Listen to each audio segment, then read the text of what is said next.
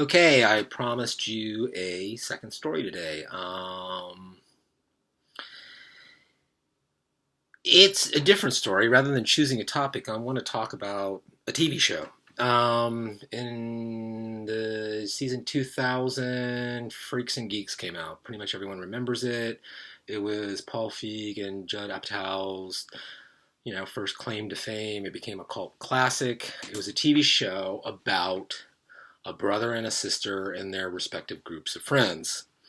The freaks being the burnouts and school skippers driving around in cars and smoking cigarettes, and the geeks being the Dungeons and Dragons playing Star Wars watchers. The geeks were a little younger, the freaks were a little bit older. Like I said, cult classic. Now, where my story comes in with Freaks and Geeks was I felt like somehow Paul Feig had tapped into my life. It was set in the early 80s. And there were two things that happened on the show that felt very much like me. And then there's a third story that I want to tell as well. The first story is Sam. He is the geeky one. He's in junior high school. Maybe he's a freshman in the high school I believe they're going to. Sam wants to fit in. He wants to seem cooler. He doesn't want to be a geek anymore. So he goes to the mall.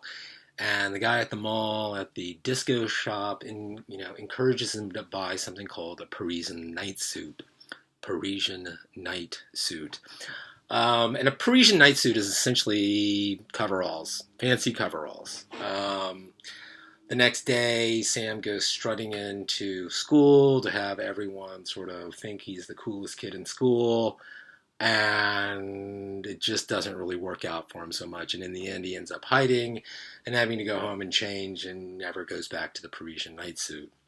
Now, the reason why I mentioned this story is it pretty much happened to me exactly. In ninth grade, went to the mall, bought the fancy jumpsuit thing, convinced my parents to let me to wear it to school, wore it to school, and within an hour of being there, was sort of ridiculed out of the place. So when I saw that, it struck and hit a bell with me so much that it was just like he had just lifted it from my life. I mean, the second story with Freaks and Geeks, Sam Weir, the brother geek protagonist, if you will, in this story. Sam has a crush on a girl named Cindy Sanders. So Cindy Sanders is a cheerleader. Cindy Sanders is very popular. They're very close. She tells him everything. He feels like they're getting close to being romantic. And then all of a sudden she tells him about her popular boyfriend or her jock boyfriend. Eventually they become very close, but then it, goes away again because Cindy has a hard time really focusing on what Sam really is because she has so many opportunities for herself as a cheerleader. Again, this matched my life pretty much one for one for about 4 years in high school. So, Freaks and Geeks doubling down and getting the Toby story pretty much straight. Now, the last story I want to tell really has nothing to do with Freaks and Geeks. Well, it has a little to do with Freaks and Geeks, but it's there was a character on the show named Nick Andopoulos, and Nick was a drummer. And Nick, like many boys in the early 80s, maybe myself included, fancied a little band from Canada called Rush. Rush was the thinking man's rock and roll. Rush featured a drummer named Neil Peart. Neil Peart was known for having the largest kit in the business. So yeah, I think he had like 72 pieces, like all around, and it was just like this giant wall of percussion that he sat behind. Now, in the series, Nick Andopoulos really identifies with Neil Peart. He talks about more pieces for a set and boo-doo-doo-doo and twirling the things and very just Neil Peart, Neil Peart, Neil Peart. Now, Lindsay and Sam's father grew up in the 40s and 50s and he believed in jazz. So there's an episode towards the end of the series where the dad takes Nick and says, Nick, you don't know anything about great drumming. He goes, no, no, no. Neil Peart's the guy. He's the guy. He's got to be the guy. He goes, let me play you some jazz. And I think that they played a couple of cuts of like Buddy Rich and Gene Krupa and things like that, and showed that sitting at a tiny kit, you could still fire away. I think you had a hi-hat, a snare, and a drum, and one cymbal. And that was it. Not even a tom.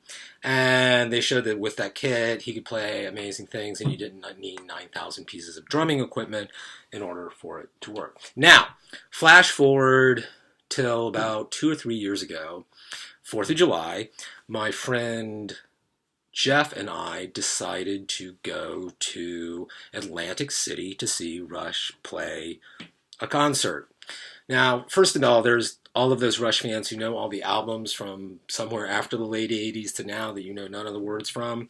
So those were the most disturbing people to begin with. But in the middle of the show, Neil Peart sitting in his giant kit on a round stage, playing like he plays, playing all the classics, playing all that new stuff that none of us know.